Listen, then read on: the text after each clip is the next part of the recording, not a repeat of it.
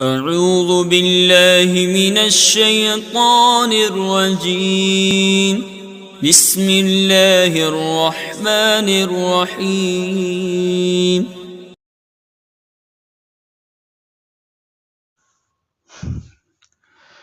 بسم اللہ الرحمن الرحیم۔ میں مجاہد حسین رضوی، استاذ دارالعلوم غریب نواز الہ آباد، درجہ رابعہ کے متعلمین سے مخاطب ہوں اور شرح جامی بحث اسم کا درس دینے جا رہا ہوں۔ کل کے سبق میں صاحب کافیہ نے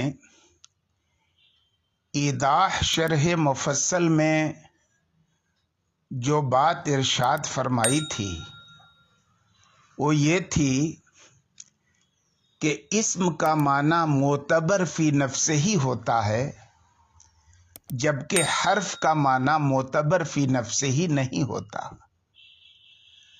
بلکہ اس کا معنی باعتبار غیر معتبر ہوتا ہے، اور اسی لیے اس کی تعریف یہ کی جاتی ہے کہ حرف ایسا کلمہ ہے جو ایسے معنی پر دلالت کرتا ہے جو خود اس کے اندر نہیں ہوتا بلکہ اس کے غیر میں ہوتا ہے۔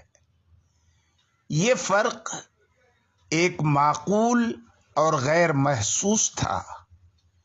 یہی فرق بتانے کے لیے شارح نے محصول اور حاصل کے عنوان سے ایک تفصیلی گفتگو کی ہے، جس میں انہوں نے معقول معنی اسمی اور معقول معنی حرفی کو محسوس چیزوں سے تشبیہ دے کر آسانی سے معنی اسمی اور حرفی کا فرق سمجھا دیا ہے۔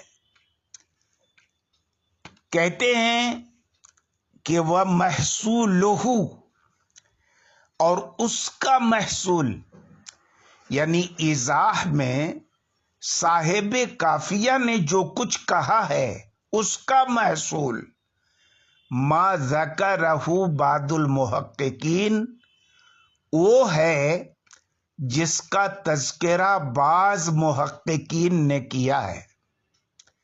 شارحین کہتے ہیں کہ بعض محققین سے مراد میر سید شریف جرجانی علیہ الرحمہ ہے، اور شارح یہ نہیں کہتے کہ انہوں نے کہا ہے، کہتے ہیں کہ بعض محققین نے ذکر کیا ہے۔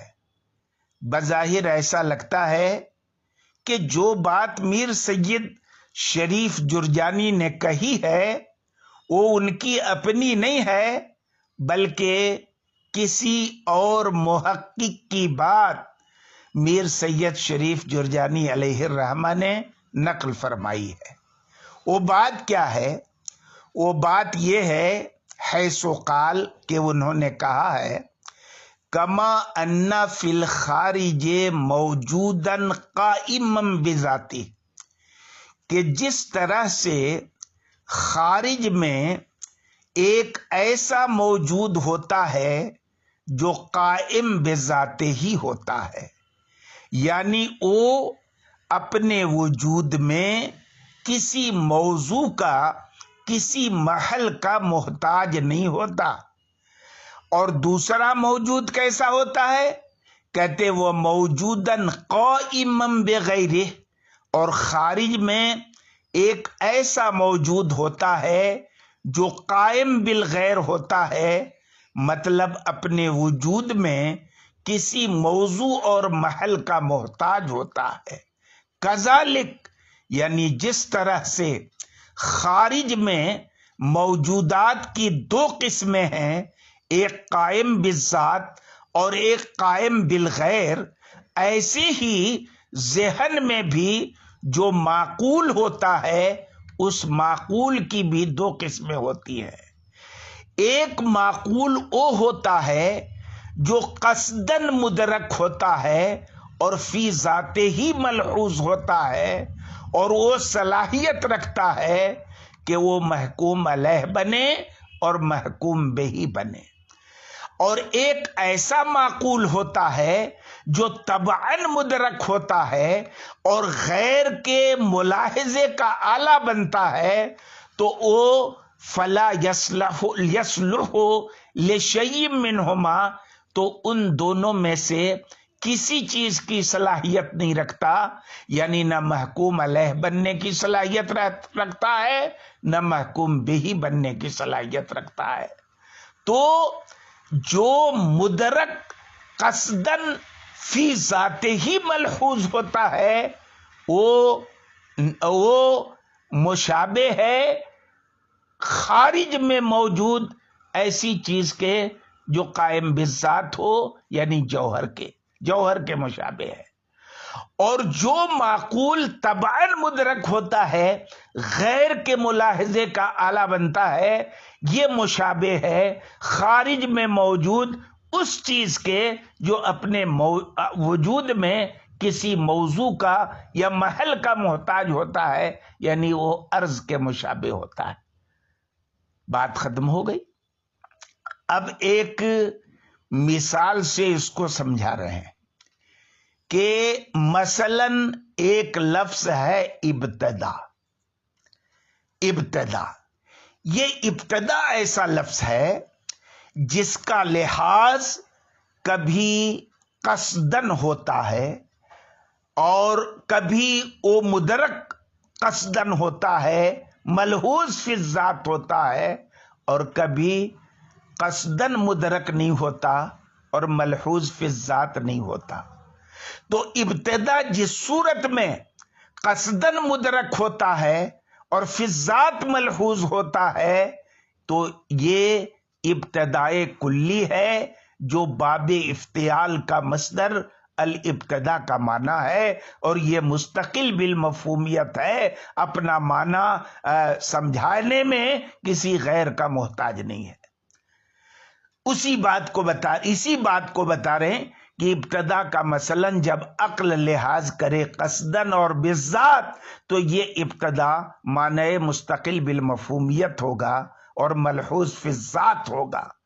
اب ایک سوال پیدا ہوتا ہے کہ ابتدا تو ایک نسبت کا نام ہے بیچ کی، جس کام کی ابتدا ہو اور جہاں سے ابتدا ہو، یہ دونوں چیزوں کے درمیان ایک نسبت کا نام ہے، تو یہ مستقل بالمفہومیت کیسے ہو سکتا ہے؟ کہتے ہیں نہیں ہو سکتا ہے۔ ابتدا کا معنی کسی چیز سے ابتدا، یہ مستقل بالمفہومیت ہے۔ ہاں، ابتدا کے لیے کسی چیز سے ابتدا ہونا ضروری ہے، جس چیز سے ابتدا ہے اس کا تعقل اجمالاً ضروری ہے۔ ابتدا کا معنی سمجھنے کے لیے اس کا ذکر کرنا ضروری نہیں ہے، اسی لیے کہتے ہیں کہ وَلَزِمَهُ تَعَقُّلُ مُتَعَلَّقِهِ اجمالاً وَطَبْعًا، جس چیز سے ابتدا ہے اس متعلق کا تعقل یہ اجمالاً اور طبعاً لازم ہے، عبارت میں ذکر کرنے کی ضرورت نہیں ہے۔ کہتے ہیں من غیر حاجت الی ذکر، اس کا ذکر کرنے کی ضرورت نہیں ہے۔ اور ابتدا اسی معنی کے اعتبار سے لفظ ابتدا کا مدلول ہے۔ ابتدا جو باب افتعال کا مصدر ہے، اسم ہے، اور جب اسم ہے تو ظاہر ہے معنی مستقل بالمفہومیت پر دلالت کرے گا۔ تو اب اس معنی مستقل بالمفہومیت یعنی ابتدائے کلی پر دلالت کرنے کے لیے اس کی طرف کسی دوسرے کلمے کو ملانے کی ضرورت نہیں ہے۔ کہتے فلا حاجت فی الدلالت علیہ الی ضم کلمۃ اخری، اس پر دلالت کرنے میں کسی دوسرے کلمے کے ملانے کی ضرورت نہیں ہے نا، لتدل علی متعلقہ، تاکہ وہ کلمہ اس کے متعلق پر دلالت کرے۔ اور یہی مراد ہے نحویوں کے اس قول کی کہ ان للاسم والفعل معنی کائنا فی نفس الکلمۃ الدالۃ علیہ، کہ اسم اور فعل کا ایسا معنی ہوتا ہے جو خود اس کلمے کے اندر موجود ہوتا ہے جو کلمہ اس معنی پر دلالت کر رہا ہے. یہ رہی ابتدا کی ایک حیثیت. اور اگر ابتدا کا لحاظ آپ اس حیثیت سے کریں کہ ابتدا ایک حالت ہے سیر اور بصرہ کے درمیان، مثلا اور کوئی مثال دے سکتے ہیں سمجھنے کے لیے سیر اور بصرہ کی مثال، اور یہ ابتدا کے مفہوم کو سمجھنے کے لیے ابتدا کو سیر اور بصرہ کی حالت کی معرفت کے لیے آلہ بنایا جائے تو ظاہر ہے یہ معنی غیر مستقل بالمفہومیت ہوگا. کیوں؟ یہ مقصود نہیں ہے، ملتفت الیہ بالذات نہیں ہے، مدرک قصدن نہیں ہے، اسے تو آلہ بنایا جا رہا ہے. سیر اور بصرہ کے درمیان کی حالت کو جاننے کا کہتے ہیں وَلَا يُمْكِنُ أَن يُتَعَقَّلَ. تو اب یہ جو آلہ بن رہا ہے ابتدا، اس کو سمجھنے کے لیے اس کے متعلق کا ذکر ضروری ہے، اور یہ ابتدا بنا متعلق کے ذکر کے سمجھ میں نہیں آئے گی، خاص متعلق کے ذکر کے بغیر سمجھ میں نہیں آئے گی. کہتے ہیں الا بذکر متعلق ہی بخصوصی ولا ان يدل علیہ الا بضم کلمۃ اخرى دالۃ علی متعلقہ. اور خود یہ ابتدا اس پر دلالت نہیں کرے گا، کس پر؟ یعنی اس مخصوص متعلق پر، مگر یہ کہ کوئی ایسا کلمہ ملا دیا جائے جو اس کے متعلق پر دلالت کرے. مثلا ہم نے کہا سرت من البصرۃ الی الکوفہ، یا سرت من البصرہ، میں نے بصرہ سے سیر کی، ابتدا کی، الی الکوفہ، کوفہ تک کی. خیر، تو اب وہ ابتدا کا دو لحاظ ہو گیا، کبھی وہ قصدن مدرک ہوتا ہے اور کبھی وہ قصدن مدرک نہیں ہوتا. اس کو آپ سمجھنے کے لیے کہ ایک ہی چیز کبھی ملحوظ فی الذات ہوتی ہے، قصدن مدرک ہوتی ہے، اور کبھی وہی چیز ملحوظ فی الذات نہیں ہوتی ہے اور قصدن مدرک نہیں ہوتی ہے. ایک محسوس مثال سے آپ سمجھیں، مثلا آپ دکان پہ گئے آئینہ خریدنے کے لیے، آئینے کی دکان سے آپ نے آئینہ اٹھایا اور اپنا چہرہ دیکھنے لگے. تو اب یہاں پر آپ کا چہرہ جو ہے یہ مقصود نہیں ہے، چہرہ دیکھنا مقصود نہیں ہے، آئینہ دیکھنا مقصود ہے. یہ چہرہ تو ضمناً آپ دیکھ رہے ہیں، دراصل آپ کو یہ دیکھنا ہے کہ آئینہ ٹھیک ٹھاک ہے کہ نہیں، اس میں صورت اچھی نظر آتی ہے کہ نہیں. تو اب یہاں پر آپ کا چہرہ یہ طبعاً مدرک ہوا اور آئینہ قصدن مدرک ہوا. اور وہی آئینہ جب آپ گھر خرید کے لے آئے اور اس مقصد سے خریدا ہے کہ اس میں ہم اپنا منہ دیکھیں گے، اور گھر لا کر کے اپنا منہ دیکھ رہے ہیں، تو اب دیکھیے وہی آئینہ یہ قصدن مدرک نہیں ہے بلکہ طبعاً مدرک ہے. اصل آپ کو آئینہ دیکھنا نہیں ہے، اپنا چہرہ دیکھنا ہے. تو چہرہ مقصود بالذات ہو گیا اور آئینہ غیر مقصود بالذات ہو گیا. ابتدا کا بھی دو لحاظ ہے. اگر آپ عام ابتدا مراد لیں، کسی بھی چیز سے ابتدا، تو یہ ابتدائے کلی ہے، یہ قصدن مدرک ہوگا، ملحوظ فی الذات ہوگا، محکوم علیہ بننے کی بھی صلاحیت رکھے گا، محکوم بہی بننے کی بھی صلاحیت رکھے گا. اور اسی ابتدا کو اگر اور سیر اور بصرہ کے بیچ کی حالت جاننے کا آپ اعلیٰ قرار دیں تو اعلیٰ کبھی مقصود نہیں ہوتا، ذل اعلیٰ مقصود ہوتا ہے. تو یہی ابتدا مدرک قصدن نہیں ہوگا، طبعاً اور ضمناً ہوگا، اور محکوم علیہ اور محکوم بہی بننے کی صلاحیت نہیں رکھے گا.